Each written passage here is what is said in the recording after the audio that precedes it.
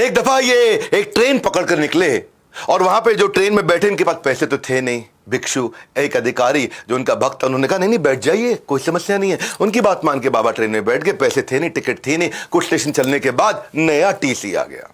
वो तो बेचारा चला गया। नया टीसी आया, वो अटक गया। अरे उतरो, बिना टिकट के बैठ गए हो, उतरो यहां से। बिना टिकट के बैठ गए। बोले मेरे को अधिकारी ने कहा। अरे कोई अधिकारी नहीं, बिना टिकट के बैठ गए हो। बाबा जी के लिए उन्होंने ऐसा बोला। बाबा जी उतर गए, जाके नीचे करौली नाम के स्टेशन पे नीम के पेड़ के नीचे बैठ के समाधि में बैठ गए। पर वो ट्रेन नहीं चली आगे। बहुत कोशिश करी, सारे इंजीनियर, चीफ इंजीनियर सब आ गए, सब ने अपनी बुद्धि लगा ली, सब कुछ कर लिया, ट्रेन नहीं चली। अटक गई ट्रेन, वहीं के वहीं खड़ी के खड़ी रह गई। खूब हरी झंडी दिखाई जाए, हरी झंडी वाला, लेकिन ट्रेन नहीं चली। सारे अधिकारी आ गए, सबने जोर लगा लिया। उसके बाद लोगों ने बोला कि आपने उनके प्रति अपराध किया है। वो बहुत महान संत है जिनको आपने उतार के नीचे भेज दिया। माना नहीं टीसी। पर जब पब्लिक का प्रेशर बहुत बड़ा, वो टीसी घबरा गया। वो जाकर के उसने फिर पेड़ के नीचे, जो नीम का पेड़ था, करौली स्टेशन पे उनसे माफी मांगी। और जब माफी मांगी, फर्स्ट क्लास कंपार्टमेंट में जैसे ही बिठाया, ट्रेन चल पड़ी। और तब से उनका नाम पड़ गया नीम करौली। आपको पता है आज भी लाखों लोग हर साल कैंची धाम आश्रम में जाकर के कंबल क्यों भेंट करते हैं, क्यों कंबल चढ़ाए जाते हैं? इसके पीछे की कथा सुनिए। नीम करौली बाबा हमेशा कंबल उड़ा रखते थे। एक दिन अचानक वो सबको छोड़ के निकले, बड़े खास उद्देश्य से निकल के। अपने एक बुजुर्ग, एक ऐसे दंपत्ति थे जो उनको बहुत मानते थे। बोले आज रात को आपके घर पर रुकने आए। सब वो हैरान। बोले जिनको हम भगवान का स्वरूप मानते हैं वो स्वयं हमारे घर पे आ गए सोने के लिए। गरीब थे बहुत, तो जो भी कुछ खाने का संसाधन था उनको दिया, उनको भोजन लग किया, एक तरह से भोग चढ़ाया उनको।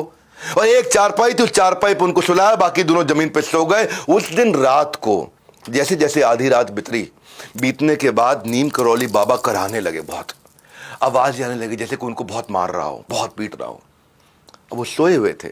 बुजुर्ग दंपत्ति ने उनको उठाना भी ठीक नहीं समझा और खुद वो सो नहीं पाए, क्योंकि वो करा रहे थे। इतना उनको दर्द हो रहा था, बहुत बहुत बहुत तेज दर्द हो रहा था। हिल रहे थे, कांप रहे थे, वो दर्द उनको देख रहे थे।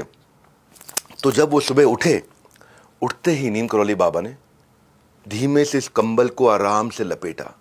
आराम से लपेटने के बाद बुजुर्ग दंपत्ति को दे दिया। बोला इसे गंगा में प्रवाहित कर देना, कंबल खोल के मत देखना। ये बड़े हैरान हो गए दोनों। कंबल को प्रवाहित कर दें, खोल के ना देखे। कंबल जैसे ही उठाया, कंबल बहुत भारी, ऐसा लगा जैसे इसमें लोहा भरा पड़ा है, बहुत भारी कंबल। बहरहाल उन्होंने गुरुदेव की आज्ञा, कंबल नहीं खोला, जाकर के प्रवाहित किया। अजीब सा लगा कंबल प्रवाहित करते वक्त। कुछ दिन के बाद उसी दंपत्ति का बेटा बांग्लादेश से वॉर के बाद लौटा, जो कि ब्रिटिश फौज में एक सैनिक था और दूसरे विश्व युद्ध में उस समय बर्मा फ्रंट पर तैनात था ब्रिटिश आर्मी की तरफ से। लड़ाई की स्थिति पूछने पर पता चला कि दुश्मन उस रात को, और ये वही रात थी जिस दिन बाबा नीम करौली के घर आए थे, पूरे दुश्मन की फौज ने उसको घेर लिया और सबको घेर लिया। वहां कुछ थोड़े से सैनिक बचे थे और लगातार रात भर गोलियां मारते रहे। सारे सैनिक मर गए, इसको एक भी गोली नहीं लगी। मेरे बोलते बोलते रोंगटे खड़े हो रहे हैं। इसको एक भी गोली नहीं लगी। पूरी रात गोलियां चलती रही, सब मर गए, इसको एक गोली नहीं लगी। दरअसल ये वही रात थी जिस दिन नीम करौली बाबा उस दिन रात को वो सारी गोलियां खाते रहे उस बेटे के। तब जाकर उनको समझ में आया, जब प्रवाहित करी थी और जो लोहे की आवाज अंदर से आ रही थी, उसमें वो सारी की सारी गोलियां थी जो बेटे को नहीं लगी। बाबा की झोली ने समेट ली सारी की सारी गोली।